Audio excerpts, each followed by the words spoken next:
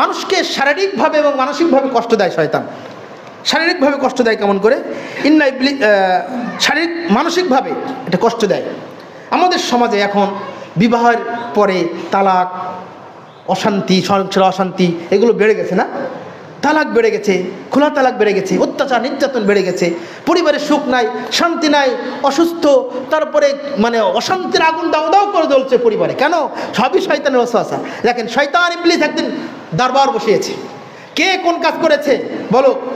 সবাই বিভিন্ন রকম কথা বলছে, আমি এই করেছি, সুদ খাওয়াইছি, এই করেছি, কিন্তু আপনারা এরা জানেন, কিন্তু কারণ সে সন্তুষ্ট হচ্ছে না। এক শয়তান এক চেলা বলছে যে আমি একজন স্বামী এবং স্ত্রীর মাঝে যতক্ষণ দ্বন্দ্ব বাঁধাতে না পারি ততক্ষণ আমি হাল ছাড়িনি। তখন তাকে খোলাখুলি করে তাকে ধন্যবাদ দেন, হ্যাঁ তুমি কাজের কাজ করেছো। তার মানে কি, বর্তমান সমাজে পরিবার ব্যবস্থায় পরিবারে যে অশান্তি, যে তালাক, বাংলাদেশের ঢাকা শহরে মিনিটে 15টা করে তালাক হয়, মিনিটে। কিছুদিন আগে গত বছরের রিপোর্ট। তো এটা কি সবই কি শয়তান? কারণ ইসলামের নিয়ম অনুযায়ী পালন করা হয় না।